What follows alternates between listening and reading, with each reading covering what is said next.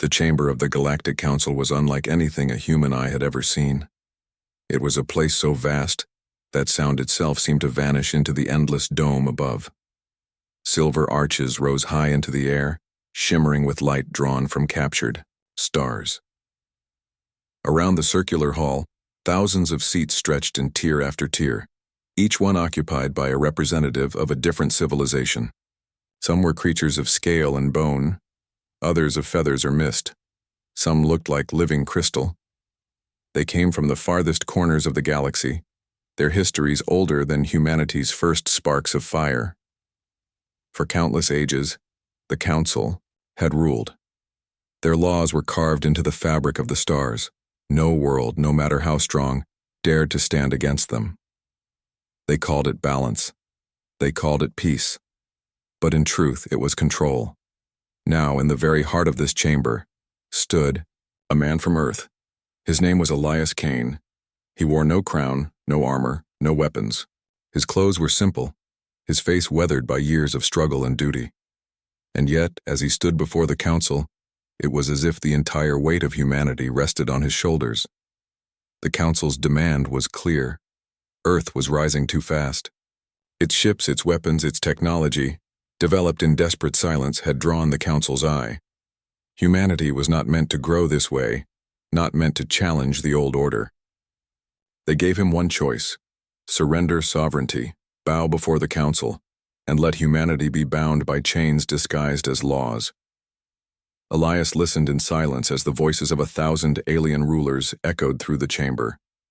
Some spoke with contempt, calling humans reckless children.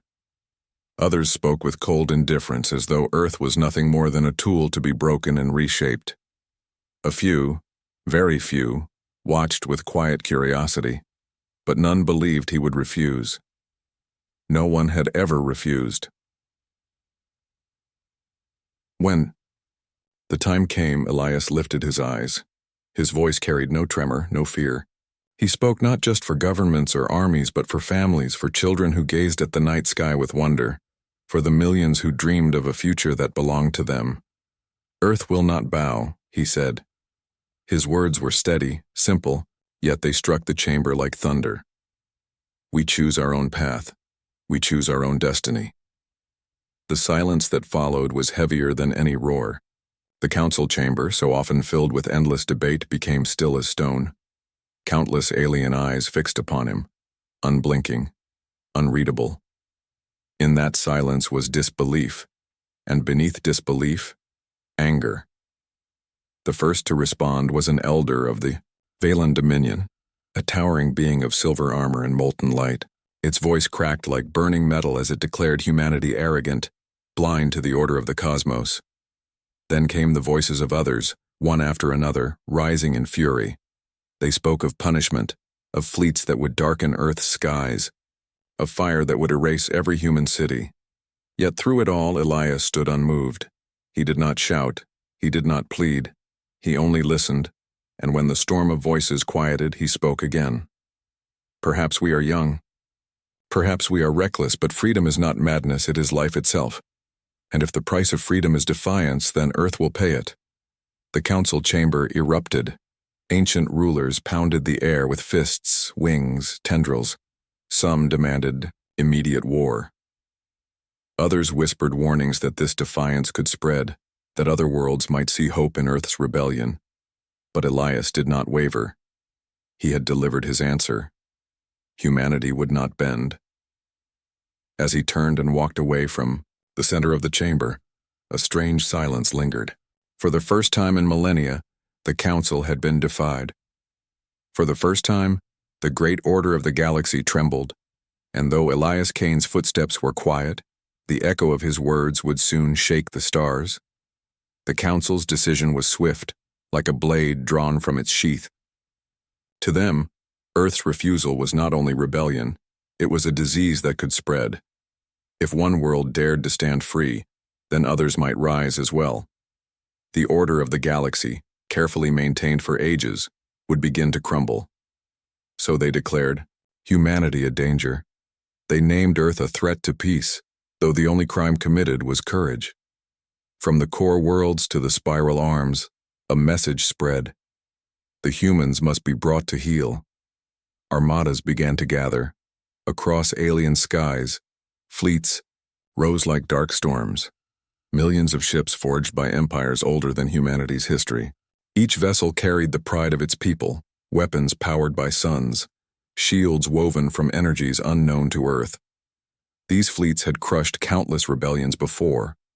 None had ever failed. The galaxy believed humanity would break within days, but on Earth the story was different. In underground command bunkers and orbiting shipyards, humanity prepared for the storm. Engineers worked without rest, sparks flying as new ships took shape. Scientists whispered over screens filled with impossible numbers, perfecting weapons born from desperation and cleverness. Pilots trained in endless drills, their eyes sharp, their hearts heavy with the knowledge of what lay ahead. And beyond the war machines, ordinary people prepared in their own ways. Families huddled together, whispering prayers into the night. Children clung to their parents, asking if the stars would soon fall upon them. Farmers, workers, teachers, all knew what was coming. Fear spread like a shadow, yet alongside it burned something stronger. Pride. For the first time in history, humanity was not divided. Nations that had once stood against each other now stood shoulder to shoulder. Old rivalries were forgotten, borders erased. Earth was no longer a planet of separate peoples. It was one world, one voice, standing together against the galaxy. Ambassador Elias Kane returned home from the council with words still echoing in his mind. He walked through streets where banners of unity waved and saw both hope and dread in the eyes of his people. Many cursed him for what he had done, saying he had doomed them all. Yet many more touched his hand with gratitude, whispering, "Thank you for giving us a choice." Every human knew the cost of defiance would be heavy. Cities might burn, worlds might fall, and countless lives would be lost. But they also knew that surrender meant something worse: slavery without chains, obedience without dignity. Humanity had tasted freedom, and they would not let it go. The first days of preparation were filled with silence, as if Earth itself was holding its breath. Then came the speeches, not of politicians, but of mothers, fathers, soldiers. A young pilot, only 20 years old, stood before her squadron and said, "We fight not because we expect to win, but because we cannot accept being broken." Her words spread across networks, carried from city to city, sparking fire in countless hearts. In the darkness of space, humanity's fleets gathered. They were fewer, smaller, weaker than the armadas of the Council. Many ships were patched with old steel, built in haste, crewed by men and women who had never known war beyond stories.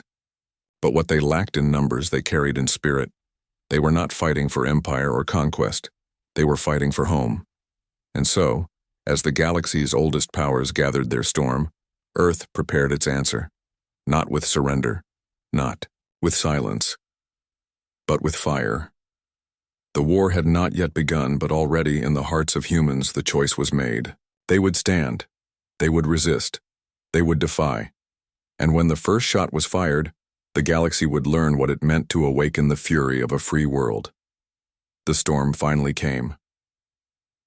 It began at the far edge of Terran space, near the colony world of Aegis Prime. The Galactic Council had chosen this place for their first strike. To them it was not only a tactical target but also a message. Humanity cannot protect its own. When the Council's fleet emerged from hyperspace, the sky itself seemed to shatter. Ship after ship poured into orbit, so many that they blotted out the stars. Their hulls gleamed with the power of empires older than human memory. Their weapons pulsed with the energy of stolen suns. Entire cities on the ground froze in silence as the shadow of annihilation covered their skies. The commanders of the Council expected quick victory. They had crushed rebellions far greater than this. They believed the humans would scatter like dust in the wind. But they were wrong. From the dark side of the planet, hidden among the shadows of its moons, the human fleet revealed itself. Ships built in secret, cloaked in technologies no other race had seen, slid silently into formation. They were not as many, not as grand, but their design was sharp and unforgiving, born not of tradition but of necessity. The Council's admirals laughed at first. To them, humanity's defiance was arrogance, but their laughter ended the moment. The first Terran strike landed. A single human warship, black and silent, appeared within the enemy formation, as if the void itself had spat it out.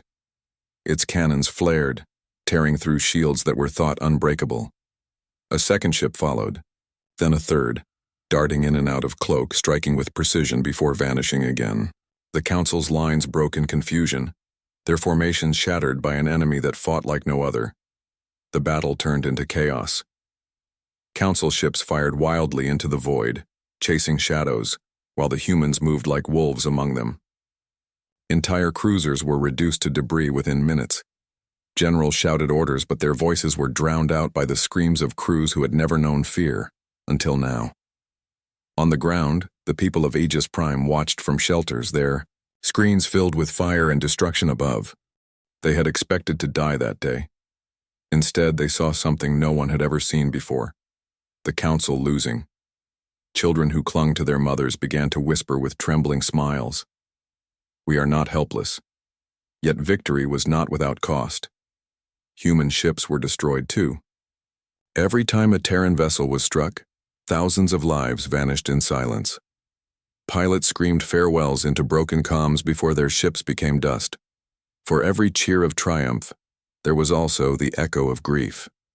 Still, the impossible had happened. After hours of brutal fighting, the Council fleet retreated.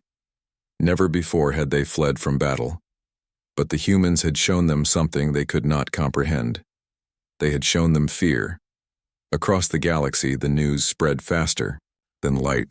Worlds that had lived in quiet submission for centuries heard whispers of the battle at Aegis Prime. They heard of humans, young, fragile humans, who had faced the Council and forced it to bleed. Some called it madness. Others called it a miracle. But to those who had lived under the Council's iron rule, it was something else entirely. It was hope. On Earth, when the news arrived, the streets erupted. Crowds filled every square, waving flags, shouting into the night sky. They did not celebrate the death and destruction, but the fact that humanity had stood tall and survived. Families who had feared the end now believed in a future worth fighting for. Ambassador Elias Kane stood on a balcony in New Geneva, watching the people below. His heart was heavy with sorrow for the lives lost, yet steady with pride. He knew this was only the beginning. The Council would return, and next time their wrath would be greater. But something had changed. Humanity had shown the galaxy that they were not prey to be hunted. They were fighters. The first clash had ended not in surrender, but in defiance. And in that defiance, the galaxy began to tremble. The victory at Aegis Prime was celebrated across Earth and her colonies, but the taste of triumph was mixed with ash. For though humanity had forced the Council to retreat, the cost was written in fire across the stars. Entire ships had been lost, vessels filled with men and women who would never return home. Their names began to fill long lists, broadcast to every city and colony. Families gathered around glowing screens, waiting for names they prayed not to hear. When they did, cries of grief filled homes, echoing into the night. On Earth, whole cities held vigils. Candles lined the streets, their soft flames trembling in the wind, each one a memory of a son, a daughter, a parent who had fallen. The world mourned together, and for the first time in human history, the grief was not divided by nations or borders. It was one sorrow, shared by all. The Council had struck back too. On distant colonies, orbital bombardments left cities burning. Towers that once touched the clouds were reduced to rubble. On the icy world of Vera 9, millions died in silence when the Council's warships unleashed fire upon its surface.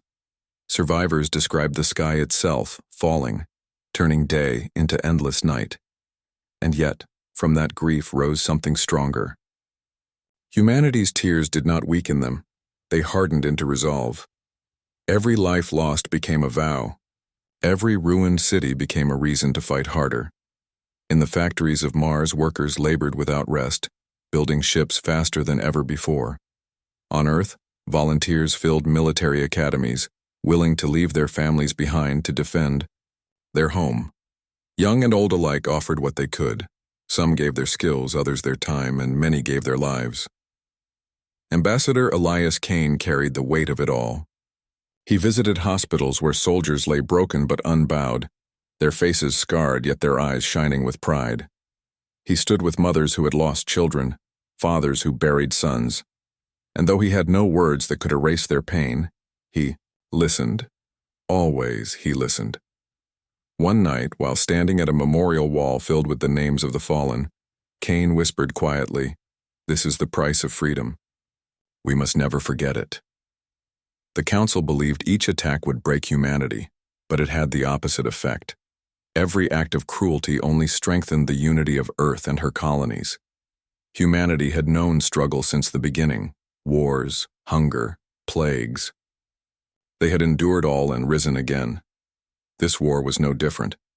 Still, the suffering was immense. Children grew up without parents.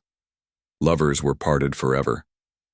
Farmers turned their fields into graveyards, planting flowers where bodies once lay. It was a heavy burden, one that could have crushed any people. But humans were strange in the eyes of the galaxy. Where others saw despair, humans found meaning. Where others would surrender, humans chose to fight harder. And slowly, the galaxy began to notice. Reports spread of Terran ships fighting even when outnumbered, of soldiers refusing to yield even when surrounded. Entire fleets of the Council had been forced to retreat, not because humanity was stronger, but because they would not break. For the Council, this defiance was terrifying. For oppressed worlds across the stars, it was inspiring. The price of defiance was written in blood and fire, yet it was a price humanity was willing to pay. Not for conquest, not for power, but for the simple truth that freedom must be earned, and once earned, never surrendered. As the war dragged on, the grief of loss never faded, but alongside it burned an unshakable flame. Humanity would endure, humanity would rise, and with every battle, with every sacrifice, the Council's dream of unchallenged rule slipped further away, for the humans had paid the price of defiance, and still, they stood. The war dragged on, and with every passing season, the galaxy changed. What had begun as a conflict between one small world and the Galactic Council had now grown into something far greater. The old order, once unshakable, was beginning to crack. At first, the Council believed their power was unquestionable. They thought every civilization would rally behind them, joining in the war to crush Earth. Many did, out of fear or habit, sending ships and soldiers to fight. But others hesitated.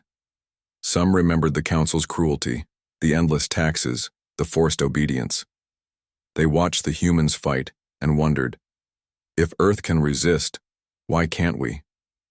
Whispers began to spread, soft at first, then louder. On distant moons, on trading stations, in the streets of mighty alien capitals, voices rose. They spoke of humanity's courage, of their refusal to kneel. They asked why their own people should remain slaves to laws written by the Council ages. The spark of rebellion had been lit. On the world of Jasira, miners laid down their tools and refused to ship resources to the Council. On the colonies of the Krellin species, protests filled the skies, banners flying in defiance.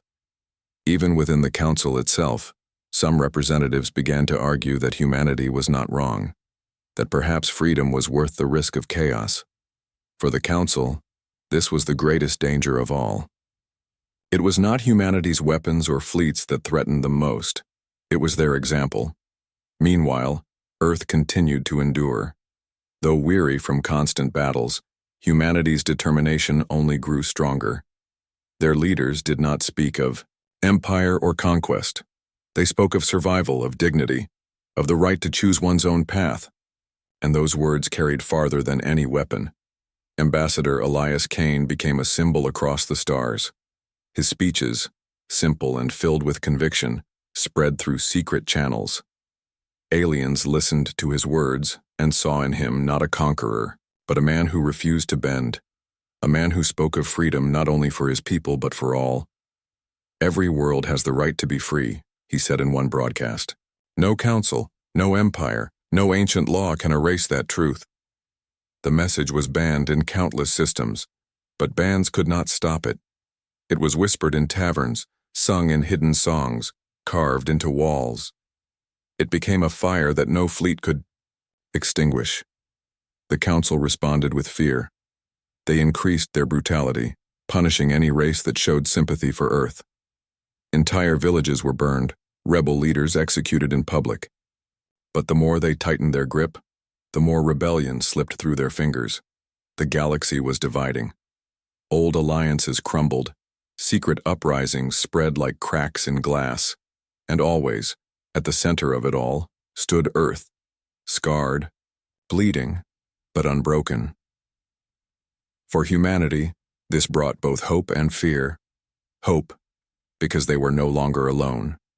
Fear, because they knew the Council would not allow their empire to collapse without unleashing its full wrath. On Earth, families still wept for lost loved ones. Cities still carried scars of bombardments, but people also spoke with new strength. Children pointed at the stars not with fear but with pride. They said, "That is where we belong, not as servants, but as equals." The galaxy had thought humanity was weak, a spark to be stamped out. Instead, they had become a torch, and that torch was lighting the darkness of countless worlds. The Council, once the master of all, now stood on shaking ground. Their armies were vast, their power great, but their control was slipping. The war was no longer only about Earth. It was about freedom itself. And though chaos spread through the cosmos, there was no turning back. The age of obedience was ending. A new age had begun. The galaxy was burning. Rebellions had spread across countless worlds, and the once proud Galactic Council found itself surrounded by chaos. Where once its word had been law, now its fleets were stretched thin, fighting uprisings at every corner of the stars. Yet for all their struggles, they remained powerful. And they knew that as long as Earth stood, hope would continue to spread. So the Council made their choice. They would gather their might, every fleet, every weapon, every soldier, and they would crush humanity in one final storm. The largest armada in history was assembled. From the core systems came golden dreadnoughts the size of cities. From the outer rims came swarms of smaller ships, fast and vicious. They gathered by the millions, blotting out starlight as they moved toward Earth. This was not simply war. It was extermination. On Earth, the news spread quickly. People filled the streets, staring at the skies with quiet dread. They knew what was coming. This would not be like the smaller battles before. This would be the end, one way or another. In the great command center beneath the mountains of New Geneva, humanity's leaders gathered. Generals traced battle lines across glowing maps. Scientists revealed desperate weapons, unfinished and dangerous, but ready to be unleashed. And at the center stood Ambassador Elias Kane, his face tired but resolute. He spoke softly, yet every soul in the room listened. "We may not live to see tomorrow, but if we fall, let it be as free people. Let the galaxy know that Earth did not bow." Across the planet, soldiers prepared. Families said their goodbyes, holding each other as if it might be the last time. Children wrote letters that would never be sent. Pilots kissed Lucky Charms before stepping into their cockpits. The air was filled with fear, but beneath it all was something stronger: courage. The Council Armada arrived like a tidal wave of fire. Their ships stretched across the heavens, filling the night sky with endless light. From orbit, their weapons began to glow, preparing to rain destruction upon the Earth. And then, humanity answered. From shipyards, from hidden docks, from the blackness of space, the Terran fleet rose. They were fewer, smaller, scarred by countless battles, but they flew with the fury of a people who had nothing left to lose. Their engines roared like thunder as they charged forward. The battle was unlike anything the galaxy had ever seen. Council. Dreadnoughts unleashed storms of plasma, turning space into oceans of fire. Human ships darted between them, striking and vanishing, fighting like shadows. Dozens of Terran vessels were destroyed in the opening minutes, but for every loss, another ship struck back twice as hard. In orbit above Earth, the skies were alive with chaos. Explosions painted the heavens red and gold. Pilots screamed last words into broken comms, vowing to fight until their final breath. On the ground, civilians watched from bunkers as streaks of light tore across the sky, each one a life, a story, a sacrifice. Humanity fought not with numbers but with heart. When one ship fell, another took its place. When weapons failed, crews rammed their vessels into enemy giants, turning themselves into living torches. At the height of the battle, the Council unleashed their ultimate weapon, a colossal warship known as the Eternal Throne, a vessel so massive it dwarfed mountains. Its weapons could tear entire continents apart. But humanity did not falter. A squadron of Terran ships, battered and burning, dove straight into its path. They fired every missile, every cannon, until their hulls cracked. In the final moment, they rammed into the throne, igniting its core. The explosion lit the sky brighter than dawn, shattering the Council's pride. When the dust settled, the Council fleet was broken. Their once invincible armada lay in ruins, drifting across the void. The cost to humanity was terrible. Thousands of ships lost, millions of lives gone. But Earth still stood. The people looked to the sky, filled with tears and fire, and realized the truth. They had survived the storm. The final battle had ended, not with Earth's destruction, but with the Council's defeat, and the galaxy would never be the same again. The smoke of battle drifted slowly across the stars. Where once the Council's fleets had filled the skies, there was now only silence and the faint glimmer of hope. Earth survived, scarred and battered, but unbroken. The cost had been immense. Cities lay in ruins. Millions of lives had been lost. Families mourned endlessly, their grief echoing across every corner of the planet. Yet amidst the sorrow, a new feeling grew. Freedom. Across the galaxy, news of the Council's defeat spread like wildfire. Worlds that had been silent under the Council's rule began to speak and speak loudly. Hidden colonies rose in rebellion. Oppressed species declared independence, and alliances long buried under fear began to form. The galaxy that once trembled under the weight of an ancient order was awakening. Humanity did not claim victory as a conquest. They did not demand tribute or obedience. Instead, they sent messages to every world, simple and clear. Every civilization has the right to choose its own path. Every being has the right to be free. Ambassador Elias Kane stood on the balcony of New Geneva's rebuilt capital, looking out at the planet he had fought to protect. His face was lined with exhaustion, grief, and pride. Behind him, flags waved, in the wind, symbols not of empire, but of unity. Around him, children laughed, playing among ruins that would one day be cities again. The Council, once feared across the galaxy, had been shattered. Their fleets were scattered, their authority in ruins. Some of their leaders fled to distant systems, but many surrendered, realizing that the age of forced obedience was over. The galaxy no longer feared them. On distant moons and planets, oppressed, peoples wept in relief. They had been given proof that rebellion was not only possible but necessary. They began to rebuild, to govern themselves, to dream again. And always in their hearts burned the memory of the humans who had defied the Council, who had stood tall against impossible odds, who had shown the universe that courage and unity could change the stars. On Earth, life began slowly to return. Cities were rebuilt, fields replanted, families reunited. But the scars of war were never forgotten. Monuments were erected, not just to honor the dead, but to remind everyone that freedom had a cost. Every name etched in stone carried a story, of bravery, of sacrifice, and of love that refused to yield. And as humanity looked to the stars, they no longer saw them as empty distances to explore. They saw a galaxy full of possibility, a place where every being could choose their own destiny, where tyranny had been challenged, and hope had triumphed. Elias Kane addressed the world one final time. His voice, calm yet powerful, carried over the rebuilt networks. We did not fight for glory. We did not fight for power. We fought for what is right. And now the galaxy has a choice.